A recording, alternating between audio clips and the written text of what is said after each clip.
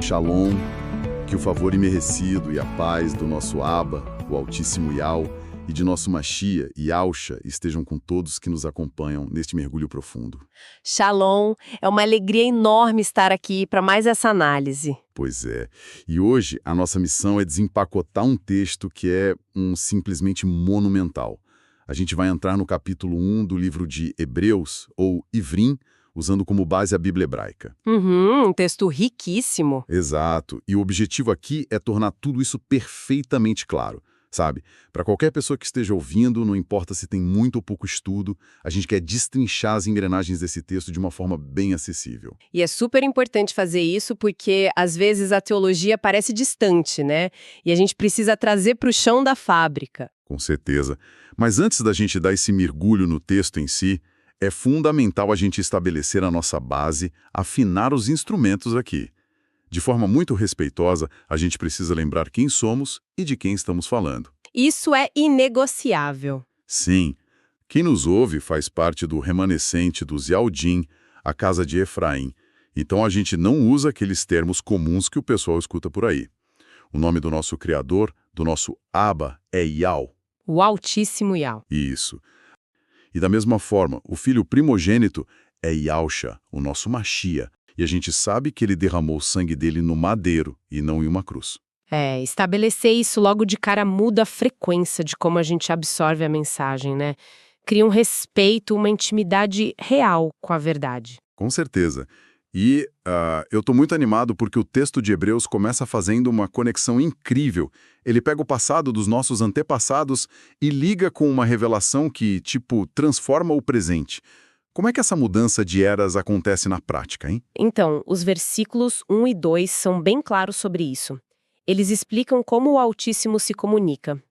No passado, Yau falou com os nossos antepassados, os Avot, né? Certo. Ele falou de várias formas através dos profetas, os Neviim, só que agora o texto diz que nestes últimos dias, os Yamim Asharonim, ele nos falou através do seu filho, Yausha. Tá, e pra gente visualizar isso, é como se, imagina, a gente passa a vida inteira recebendo cartas muito importantes de um rei. E essas cartas chegam por mensageiros leais, carteiros da corte. Mas, de repente, a campanha toca e, caramba, é o próprio príncipe herdeiro do rei que está na sua porta entregando a mensagem. Nossa, essa analogia é perfeita, porque não é só uma questão de comunicação, é sobre quem está falando. A comunicação fica muito mais íntima e direta, né? Exato. E tem um ponto aí que é a emuná, a fé ou confiança firme. Os antepassados construíram essa emuná só ouvindo os mensageiros, os profetas. Eles confiaram sem ver o rei. Verdade. Mas agora, a chegada do filho muda o peso da coisa. O texto diz que o filho foi designado como herdeiro de todas as coisas. E mais, foi através dele que os Olamim, os mundos, foram feitos. Ou seja, não é só um recado, é o dono do recado ali junto. Isso, o que exige que a gente preste uma atenção muito mais reverente a essa mensagem hoje. Se antes era sério, agora é definitivo. Mas aí a gente entra num ponto que, eu confesso, dá um nó na cabeça de muita gente. Vamos olhar os versículos 3 a 6. Vamos lá. O texto diz que Yausha é o resplendor da Tiferet, a glória, e a imagem expressa do ser do Criador. Diz que ele purificou os pecados no madeiro e sentou à mão direita da magnificência. Sim, uma posição de autoridade máxima delegada. Exato. Só que vou fazer o papel do advogado do diabo aqui. Se o filho tem a imagem expressa do pai e carrega o seu resplendor, que é o Ruar Hakadoshi, como é que a gente evita a confusão de achar que eles são a mesma pessoa? Essa pergunta de $1 milhão, né? Porque, muita tradição por aí misturou tudo num pacote só. Com certeza. E é compreensível que a mente humana tropece nisso se não tiver uma regra clara. Mas a gente tem essa regra. E ela está em 1 Timóteo, capítulo 2, versículos 5 e 6. É a nossa bússola para não se perder, né? Exatamente. Esse texto de Shaul é importantíssimo para esse nosso estudo de hoje. Ele estabelece que existem dois seres distintos. Tem um só Altíssimo, que é Yau, e um único intermediador entre o Altíssimo e os homens, que é Yausha, o homem que resgatou a todos no madeiro. Então são dois. Fim de papo. 2. Não podemos misturar. Imagina assim, pensa num sol enorme, brilhante e um espelho gigantesco. Certo. O espelho reflete perfeitamente a luz, o resplendor do sol. Se você olhar, vai ficar cego pela luz do espelho. Mas o espelho não é o sol. A fonte primária daquele calor e daquela luz é o sol. Yahusha é esse reflexo perfeito. Ele carrega o Ruach HaKadosh do Criador, mas Yah é a fonte original. Nossa, isso clareia muito, o espelho e o sol. Mas aí a gente chega no versículo 6 de Hebreus 1, que tem um detalhe que as traduções comuns bagunçam bastante, né? E bagunçam demais. As traduções comuns colocam que os anjos devem adorar ao filho. Pois é. E aí? E aí que o próprio Yahusha, quando foi tentado no deserto pelo maligno, ele deixou uma regra inquebrável. Ele disse que o único digno de adoração é Yahweh. Caramba, o próprio filho disse isso. Sim. Então, o que os Malachim, os anjos celestiais, fazem diante de Yahusha e o que todos nós devemos fazer é prestar reverência absoluta. Entendi, reverência. Exato. A reverência é o reconhecimento da autoridade dele, do sangue no madeiro, de que ele é o filho. Mas a adoração, aquela devoção suprema à fonte da vida, essa é exclusivamente do Abba, de Yahweh. Então, sempre que a gente topar com a palavra adorar, direcionada a Yahusha, nesses textos mal traduzidos, a gente tem que mentalmente corrigir para reverenciar. Mentalmente e na prática. A adoração é só para Yahweh. Reverenciamos Yahusha para, através dele, adorarmos a Yahweh. Cara, isso é muito vital. E isso me leva para outra parte do texto que eu achei fantástica, que são os versículos 5 e depois do 7 ao 13. Os contrastes, né? O autor pergunta ali a qual dos anjos Yahweh chamou de filho. E a resposta é óbvia, a nenhum. Yahweh herdou o nome, ou seja, o nome do pai, Yahweh, está contido no nome do filho, Yahusha. Uma identidade ligada diretamente. Mas os anjos, os malaquim, eles são descritos como ventos, como ruatim e chamas de fogo. Já Yahusha não. Ele tem um trono, um Kesai, de justiça, de tzedakah. É uma diferença de patente que não tem nem como medir. Eu fiquei pensando numa analogia para isso. Sabe, é como se os malaquim fossem os grandes generais e ministros de um império. Sim, forças poderosíssimas. Poderosíssimos, chamas de fogo varrem exércitos, fazem o impossível acontecer. Mas no fim do dia, eles ainda são funcionários do palácio. Eles batem ponto, recebem ordens, é dele. Exatamente isso. A subordinação é clara. E o autor de Hebreus vai ainda mais fundo. Ele traz uma poesia nos versículos 10 a 12 que é de arrepiar.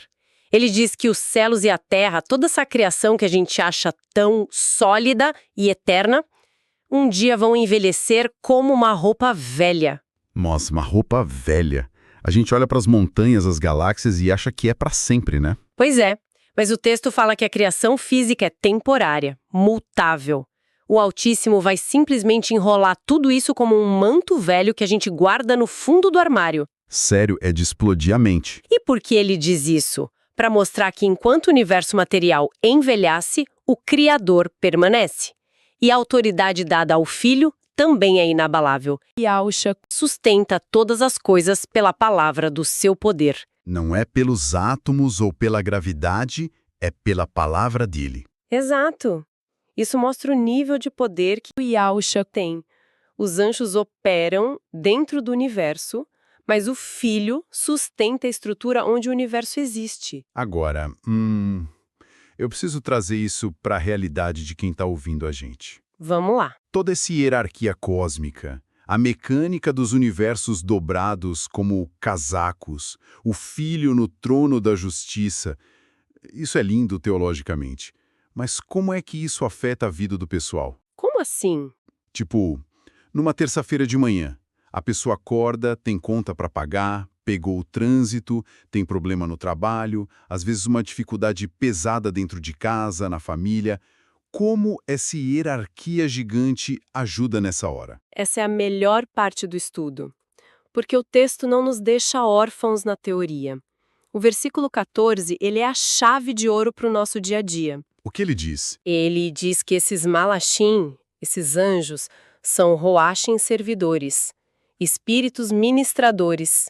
E eles são enviados para quê? para servir a favor daqueles que vão herdar a salvação. Pera, herdar a salvação. Então a gente entra no testamento. Sim, o remanescente dos Yaldim.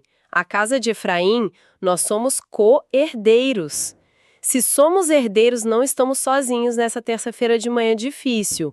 Nossa, isso é um baita alívio. É, muito reconfortante. O mesmo Altíssimo que é capaz de dobrar o universo como um manto, enviou os mensageiros dele, espíritos poderosíssimos, para ajudar a gente nas batalhas diárias. Então, a aplicação prática disso é, sei lá, mudar a postura diante dos problemas. Totalmente. Significa enfrentar aquele problema no trabalho ou aquela crise em casa com a cabeça erguida, com sensatez, com modéstia. Sem desespero. Sem desespero. Mantendo a calma. Porque a nossa imuná não é cega. É uma confiança baseada em fatos. A gente sabe quem está no controle de absolutamente tudo. E o mais importante, a gente sabe que a nossa maior dívida já foi paga lá no madeiro pelo nosso Machia. Poxa, é verdade. Se o pior problema de todos, que era a nossa separação do Criador, já foi resolvido no madeiro pelo primogênito, o que é uma conta no fim do mês perto disso, né? Exatamente. Viver essa verdade no dia a dia traz uma paz e uma clareza enormes para as nossas decisões. Bom, a gente cobriu bastante coisa hoje. Recapitulando rapidinho aqui para nossa audiência fixar bem as ideias.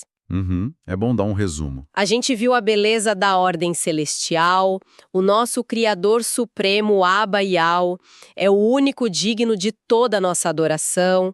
O seu Filho amado, Yahusha, é digno de toda a nossa reverência e obediência, e a gente nunca pode confundir os dois. Exato, o sol e o espelho. Ou seja, em nosso favor, a casa de Efraim. É uma estrutura de amor e cuidado perfeita.